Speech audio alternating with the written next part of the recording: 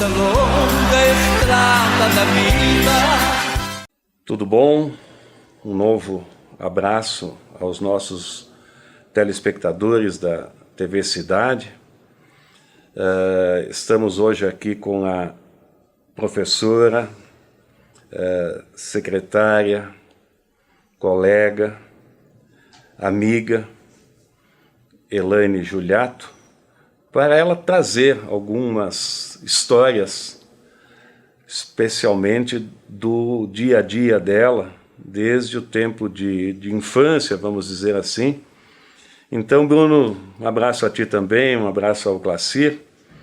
Elaine, diz alguma coisa de como foi a tua infância, a tua juventude, de forma bem resumida. Ok. Primeiramente, eu gostaria de agradecer o teu convite, Paulo, e cumprimentar também os telespectadores que estão ali conosco, porque é sempre um prazer a gente poder dividir um pouco da história da gente. Eu sempre fui muito ligada nas questões de legado. Para mim, a história da gente é uma história extremamente importante, porque a vida nos ensina que o que a gente faz é aquilo que fica, né? A gente parte, vai para outras paragens, sei lá quais a gente acredita que sejam elas, né? Mas aquilo que a gente faz fica. Então o legado para mim é extremamente importante. E poder dividir um pouco desse legado, dessa história que a gente tem com as pessoas é extremamente importante para mim. E eu te agradeço muito por esse convite. E agradeço ainda mais porque a gente conviveu e viveu uma parte dessa história muito importante da minha vida, né, Paulo? E dizer também que tu é um amigo muito especial, né? Tu teve uma passagem e continua sendo um amigo muito especial na minha vida, né? Agradeço. Eu que sempre agradeço, né? Porque os amigos que a gente consegue ao longo da vida não são muitos, são poucos, né? Mas os que são, realmente a gente guarda no coração, e o Paulo realmente é um deles. Eu comecei estudando no Colégio das Irmãs, desde pré. Eu fiz todo... Que era, no caso, o ginásio Nossa Senhora de Lourdes, né? Era o ginásio Nossa Senhora de Lourdes na época, né? E nós estávamos conversando anteriormente, uma das questões assim, que achei muito interessante até, que a primeira turma que foi misturado, né? Meninos e meninas, foi na minha turma, né? E os meus primeiros colegas foram o Fernando Demome e o Peninha Farinon, na época, né? E foi a primeira turma que foi algo assim inusitado para a época, né? Mas foi ali também que eu comecei, talvez, as minhas questões de liderança, vamos dizer assim, né? Eu fui presidente do Grêmio Estudantil na época. A gente fez uma questão que pena que hoje não existe mais, mas é foi uma coisa muito bonita para a época. Todas as escolas do município de Farroupilha, né, tinham o seu Grêmio Estudantil. E o centro do Grêmio Estudantil de todas as escolas era no Santiago. Tinha uma salinha especial em que todos os presidentes das escolas do município se reuniam lá uma vez por mês e se faziam essa reunião e se montavam daí os jogos estudantis farroupilhenses, que eram de todas as escolas do município. Então era uma representatividade, era uma brincadeira extremamente saudável, todo mundo tinha os seus hinos, né? Todo mundo cantava, tinha as suas... E daí começavam a surgir as lideranças, que hoje, por incrível que pareça, é muito difícil surgir lideranças dentro das nossas escolas, a gente vê isso, né? Existe uma inversão de valores muito acentuada hoje, e eu acho isso uma pena, uma lástima, né? Que se tenha perdido isso ao longo do tempo. Mas ali também a gente tinha as bandas das escolas, e eu fui a capitã da nossa banda também, do Colégio das Irmãs, né? A banda do Colégio das Irmãs. Essa parte, voltando só um pouquinho, Elaine, com relação aos grêmios estudantis, Então, Farroupilha teve, num determinado momento, a UF, União Farroupilhense de Estudantes Secundários, que nós não fizemos parte. Nós entramos quando a UF já tinha, vamos dizer assim, sido extinta, não, tinha sido paralisada. Aí, como havia problemas, ponto final, criou-se a UMEF, União Farroupilhense de Estudantes do Ensino Secundário. E aqui, só bem da verdade, gostaria de salientar que eu fui um dos presidentes e percorri o Rio Grande do Sul através da União Gaúcha de Estudantes Secundários, isso eu já disse em um programa anterior aqui com o Paulinho das Quebradas, em que a gente andou muito por aí. E esta realmente, você foi perfeita na tua colocação, e eu diria o seguinte, era uma fábrica de lideranças. Era uma fábrica de lideranças, a tal ponto que, se nós olharmos um pouco no passado e olharmos para nomes que hoje já são um pouco mais maduros, vamos dizer assim, fizeram parte desse esquema todo. Mas, Elaine, avançando um pouquinho mais, além dessa parte do estudo inicial, como foi o teu início na vida política de Farroupilha? Você teve raízes de teu pai, seu Juliato, na antiga arena. E depois houve mudanças, o que é normal no decorrer do... essa liderança teve influência de teus pais ou ela foi uma sequência do teu ensino? Eu peço licença, posso? Pode, sem problema, Elaine, licença? fique mais à vontade. Aí eu fico mais à vontade também, eu acho que as pessoas conseguem me ouvir melhor também. Então, com licença. Na realidade, assim, a minha entrada para a política, ela vem... na minha casa, a gente não costumava falar muito sobre questões políticas, né? Mas a gente começou com o meu ex-marido, com o Fanton. Na época, ele era o tio dele, né, o seu Lidovino, o Dr. Lidovino Fanton. Ele tinha ele era uma pessoa muito conhecida, né, ele era deputado federal, ele teve uma caminhada política assim, na época muito grande, muito bonita. E aí o meu ex-marido também entrou para a política tendo ele como um ídolo político, né? E eu, como casada com ele, também fui acompanhando nesse sentido, né? E aí o Fernando concorreu à vereança, depois da vereança ele concorreu à vice-prefeitura junto com o Dr. Avelino Magione, que foi o meu prefeito também. Depois a gente foi secretária de educação do Dr. Avelino Magione, do qual nós fomos colegas secretários, né, Paulo, na ocasião, onde fizemos, eu acho que um belíssimo trabalho juntos, né, na ocasião. E foi aí que começou realmente assim, essa minha entrada dentro da política. Só que eu tenho uma característica... Só antes de tu contar a tua característica, vamos para o bem do Caminhos da Vida.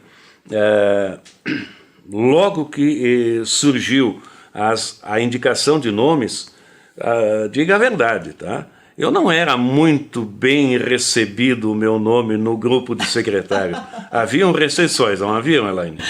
Haviam algumas restrições ao nome do Paulo, exatamente por quê? Porque o Paulo assim, é uma pessoa extremamente sincera. É uma pessoa assim, extremamente... às vezes ele é um pouco duro com as colocações dele, mas geralmente as pessoas sinceras, elas às vezes são duras com aquilo que falam, né? E muitas pessoas assim não aceitam muito esse tipo de pessoa com esse tipo de colocação, com esse tipo de postura. Eu, como venho de uma educação e também de uma formação em que absorve muito essas questões, eu venho do ensino especial, onde, para mim, as questões de verdade, o verdadeiro, tem algo extremamente importante para mim, porque quem lida com as pessoas que são diferentes, a verdade ela prevalece sempre. Eu sempre digo, né, os que são diferentes são aqueles que, se eles têm vontade de te dar um tapa, tu sabe que aquele tapa vai ser verdadeiro. Mas se eles têm vontade de te dar um abraço, esse abraço vai ser extremamente verdadeiro, né? Então, a gente que vem com esse tipo de costume, com esse tipo de legado interno, né, aceita essas pessoas e consegue entender e percebe elas de uma forma diferente. Mas, a partir do momento que a gente acaba conhecendo o Paulo, conhecendo e vendo ele com esse outro olhar, com toda certeza a gente sabe que ele é um amigo que tu vai ter pro resto da vida. É um amigo extremamente confiável, é um amigo que é para todas as horas, não é só para aquela hora do bem bom, sabe, quando tudo tá bom. Não, ele é para a hora do bom, mas ele é para a hora também de quando há a possibilidade da necessidade, ele vai estar aí do teu lado também. O Paulo é dessas pessoas. Ele te diz a verdade, às vezes a verdade ela é um pouco dura, mas tu pode ter certeza que quando tu precisar do abraço dele, ele vai ser o verdadeiro abraço. O Paulo é assim. Isso aí também não essa parte, os teus elogios são demasiados, mas fico lisonjeados. O grupo em si, de secretários, nós éramos um grupo bastante unido, né? Bastante unido. Muito unido. Nós éramos um grupo, assim, que eu acredito que é muito difícil se conseguir ter um grupo unido da forma como nós nos unimos na época do Seu Magione. Até pela liberdade e pelas cobranças que ele tinha para conosco, né? O Seu Magione, assim, quem conheceu, quem teve a oportunidade de conviver com ele, sabe que o Seu Magione sempre foi uma pessoa extremamente exigente, que para te conversar com ele, para te solicitar alguma coisa com a pessoa dele, tu nunca podia ir lá dizer assim, ó, prefeito, eu vim aqui lhe pedir uma coisa, dá para fazer isso? Não, tu nunca podia chegar dessa forma, tu sempre tinha que chegar e conversar com ele com argumentos. Tu tinha que dizer, prefeito, eu gostaria de fazer isso por causa disso, com muitos argumentos, porque daí tu conseguiria convencê-lo realmente daquilo que tu queria. Então, em função de todo esse preparo que a gente tinha para quando se queria vender alguma ideia, né, com o prefeito, a gente sempre tinha mas a gente tinha o quê? O apoio de todo o grupo. Né? Então, óbvio que a gente conseguia sempre essa união, a gente tinha sempre essa parceria era extremamente sólida. A gente era um por todos, realmente, né? E eu vejo que foi uma época de muito trabalho, de muita luta, mas foi uma época que a gente ganhou tanto com essa união, porque a gente realmente pensava no coletivo. Nunca se pensou individualmente. E parece que hoje a política ela vem com esse olhar mais individual, né? Eu penso até as próximas eleições. E as pessoas, Elaine, que estão na política em cargos, vamos dizer assim, de primeiro e segundo escalão, não estão preocupadas com o bem da coletividade, estão preocupadas em satisfazer e elogiar o prefeito. Aquele detalhe do tapinha nas costas, do vai que é sua, Tafarel, como se diz na gíria por aí, não existia no nosso tempo. Não. Nós tínhamos um grupo de pessoas, é óbvio que não era generalizado a situação quando havia alguma divergência, levávamos uma conversa individual, individualmente levávamos ao chefe do executivo, ao prefeito Magione, tá, para chegarmos a uma conclusão. E isso está faltando e tomara que isso não aconteça, essa parte negativa, que flua a parte positiva. Eu acredito que só o tempo e a necessidade pode dar isso para as pessoas, né? Eu acho que a experiência também dá isso para as pessoas, a vontade de se querer fazer algo bom para o próximo. Era isso que eu ia complementar antes com o que eu queria ter concluído, né, Paulo? Porque o que eu vejo hoje é que o político, ele pensa muito só até as próximas eleições. Né? É só até as próximas eleições. Eu vou trabalhar hoje para eu, sei lá, conseguir ir para a vereança ou conseguir um próximo cargo numa próxima administração ou algo semelhante, né? Eu sempre fui muito fã, eu vou dizer assim, do político estadista. Porque, na realidade, eu acho que o político ele nunca pode pensar até as próximas eleições. Ele tem que pensar além, ele tem que deixar legado, ele tem que pensar nas próximas gerações. O que ele vai deixar para o próximo que virá. Exatamente. Né? Então, a gente que eu sou uma apaixonada pela educação, porque a gente trabalha com os pequenininhos, desde os pequenininhos. Então, se a gente não tem esse tipo de pensamento, como é que a gente vai querer realmente fazer um bom trabalho dentro de uma secretaria, né? Então, às vezes eu ouvia, inclusive dos meus próprios colegas, né, de trabalho, Elaine, tu não sabe ser uma boa política, tu não sabe ser política. Né? Porque realmente assim, para mim, eu não tinha distinção. Para mim, partidos dentro da secretaria ou dentro da administração que eu fiz dentro da Secretaria de Educação, não existiam partidos, para mim existiam pessoas. E eu administrei para as pessoas, para que elas fizessem algo de bom, algo de diferente para as nossas crianças, para os nossos adolescentes. Era para isso que a gente estava aí, né? Para que eles fossem cada vez melhor para o futuro deles, né? Então, na realidade, eu nunca pensei em ser algo além disso.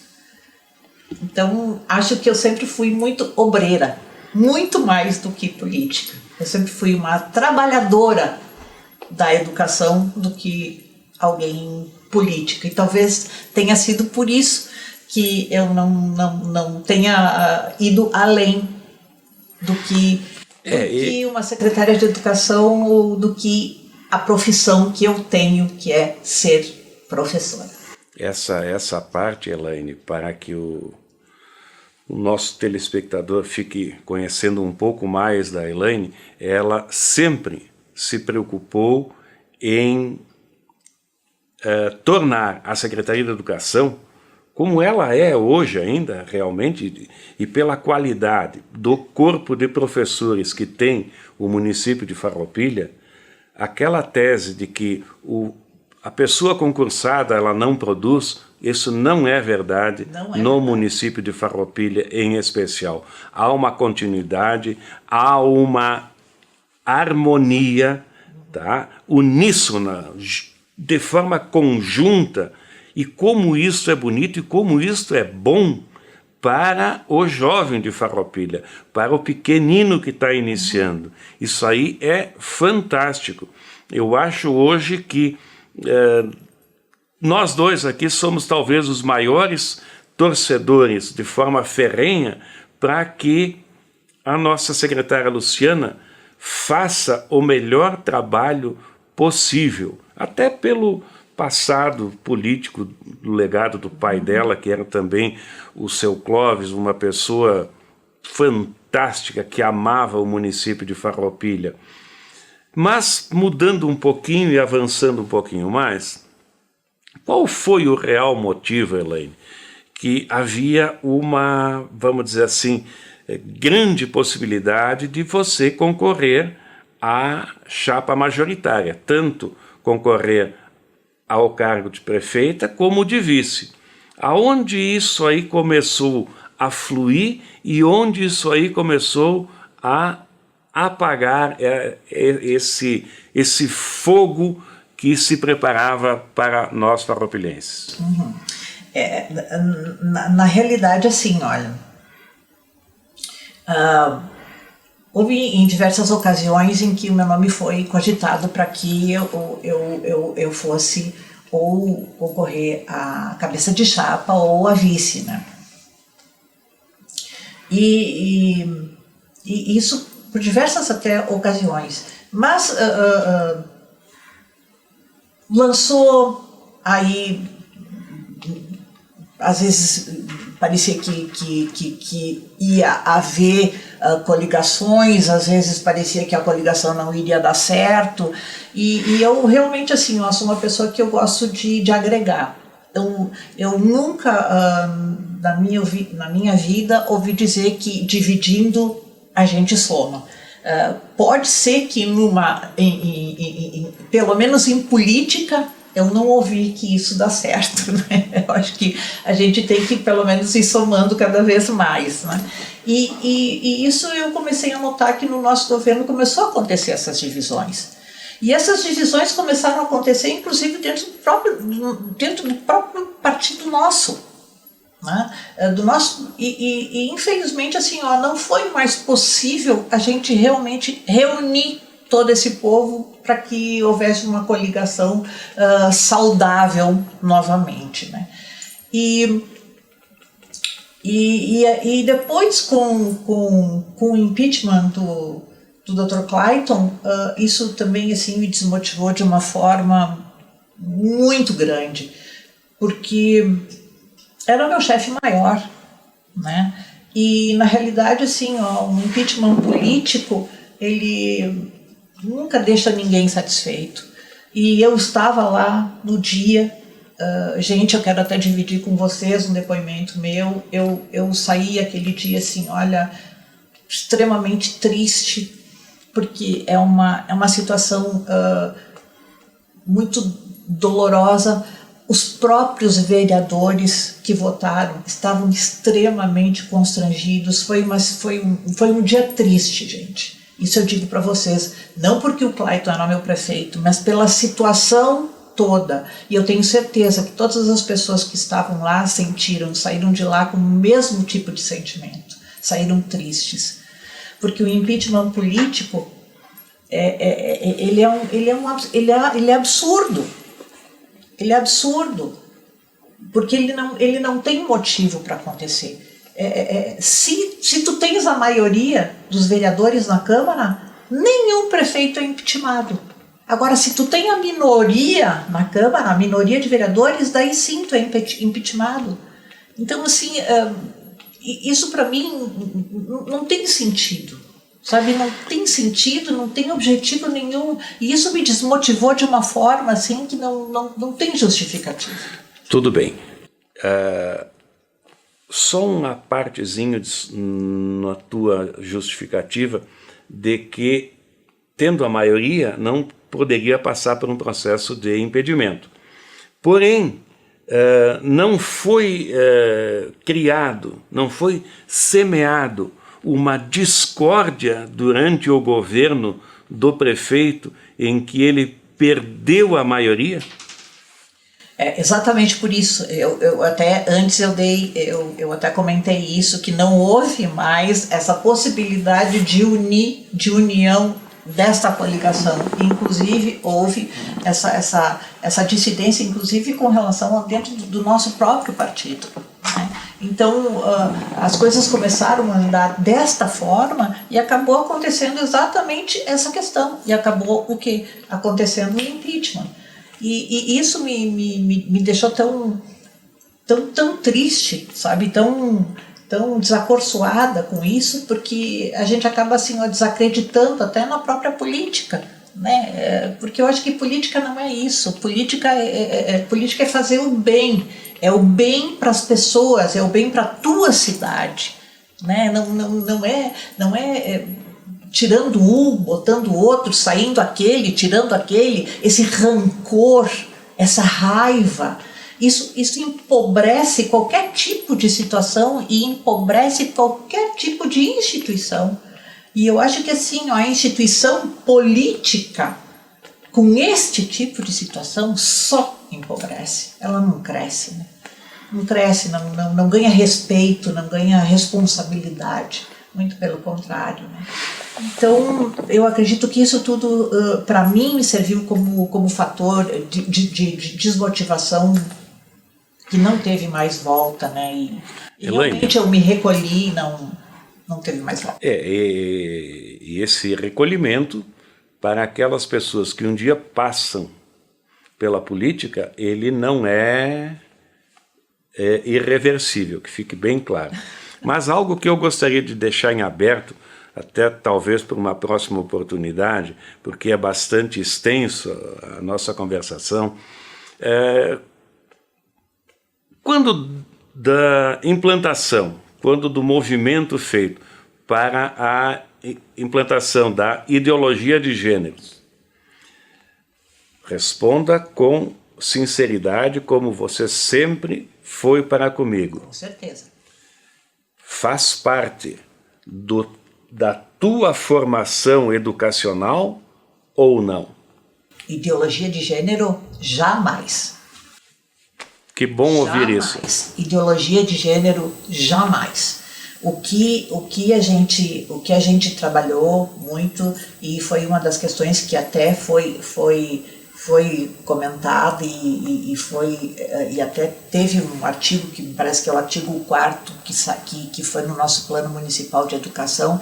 Ele fala sobre identidade de gênero, que são duas coisas completamente diferentes. Ideologia é uma questão que tem lá todo o seu histórico, que eu realmente não concordo. Tá? Eu não concordo com ideologia. Essa ideologia de gênero para mim não serve. Para mim ela é absurda, né? Não tem. Agora, o que o nosso plano ele fala sobre identidade de gênero. O que é identidade? E lá no nosso plano ele fala muito sobre as questões de tu respeitar a identidade de gênero. Bom, todo mundo tem a sua identidade. A minha identidade de gênero é feminina, a identidade de gênero do Paulo é masculina. E existe a identidade de gênero de alguém que tem outra. Diversas Outras identidades, né? E a gente pede o quê? Que se respeite, porque eu acredito que nós todos somos seres humanos, acima de qualquer coisa. E eu acho que o ser humano, a pessoa, ela tem que ser respeitada, porque eu acho que o princípio da vida, ele parte pelo respeito. E harmonia. Elaine, nosso tempo chegou ao limite neste programa, mas desde já fica um convite da nossa TV Cidade para um outro programa, para nós continuarmos a conversarmos, porque nós não debatemos em momento nenhum hoje. E fica aqui aos nossos telespectadores um agradecimento por mais este dia que passamos juntos. E, Elaine, para a sua conclusão. Olha, eu quero agradecer muito, eu espero que vocês tenham gostado. Eu gosto, porque eu estou dividindo um pouco da minha história com vocês. Obrigada, Paulo, obrigada a vocês que estão nos escutando. Muito agradecida à TV, ao Glacier, por ter nos ofertado esse espaço também. Mas eu gostaria só de encerrar com algo que para mim teve um significado extremamente importante durante a minha passagem pela Secretaria de Educação. Um dia nós estávamos fazendo uma visita nas creches. As creches são com os bebês, e lá alguém me entrevistando, né, nesse momento, me perguntou assim, mas qual é a minha gurizada, a gente se abraçando, se beijando e pegando no colo, porque lá é muita atividade, é muito carinho, é muito amor, é muito afeto, é aquela convivência muito de perto, né? Isso faz parte, né, do trabalho de uma creche, de quem trabalha lá. E me perguntou assim, mas qual é o sentimento, o que tu define como sentimento amor? Eu pensei um pouquinho e eu disse o seguinte: para mim, o sentimento do amor é como o abraço de uma criança. Ele é puro e ele é leve. Eu gostaria de terminar o programa com isso. Muito, muito, muito obrigada. Nesta longa estrada da vida